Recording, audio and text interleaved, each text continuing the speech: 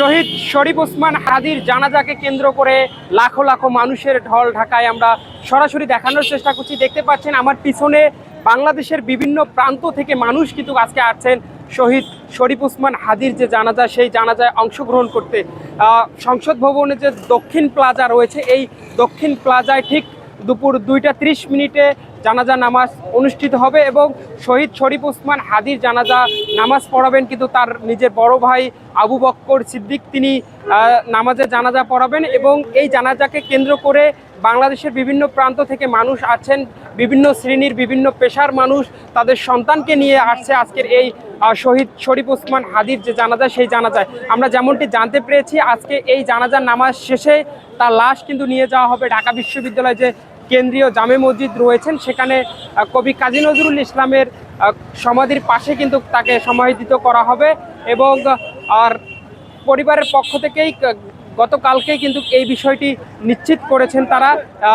জনগণের চাহিদা এবং সহযোদ্ধা এবং সহপাঠীদের চাহিদা অনুযায়ী কিন্তু শহীদ শরীফ ওসমান হাদির যে লাশ, সেটিকে ঢাকায় সমাধিস্থ করা হবে। এবং আপনাদের যদি একটু দেখানোর চেষ্টা করি, দেখতে পাচ্ছেন আমার পিছনের যে অবস্থা, সেটি মানুষ দীর্ঘ 2 থেকে 3 ঘন্টা আগে থেকেই সেই সংসদ ভবনে যে দক্ষিণ প্লাজা রয়েছেন, এই দক্ষিণ প্লাজায় যাচ্ছেন।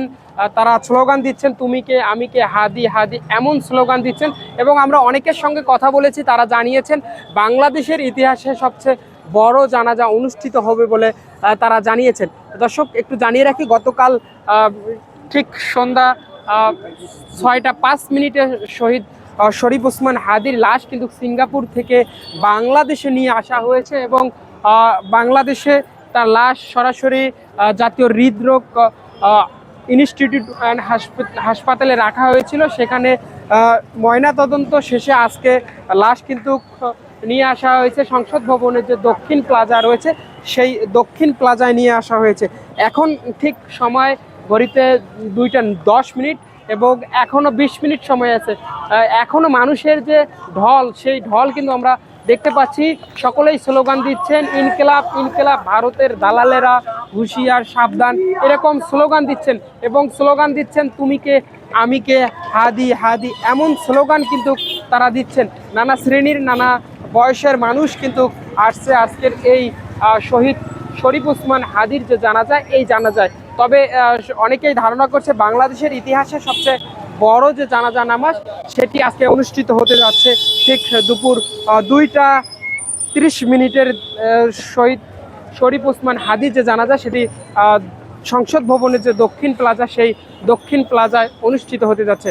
দর্শক, আমি আপনাদের সরাসরি জানানোর চেষ্টা করছিলাম এই ফার্মগেট এলাকা থেকে শহীদ শরীফ ওসমান হাদির যে আজকে জানাজা, এই জানাজায় মানুষের যে ঢল, সেই ঢলের সর্বশেষ চিত্র সেটি আমি আপনাদের দেখানোর চেষ্টা করছি। দীর্ঘ 1 থেকে 2 কিলোমিটার মানুষের এইরকম যে মিছিল, সেটি কিন্তু আমরা দেখতে পাচ্ছি। এবং জানাজার শেষে তার লাশ কিন্তু নিয়ে যাওয়া হবে জাতীয় কাজী নজরুল ইসলামের যে কবর রয়েছে, সেখানে নিয়ে যাওয়া হবে।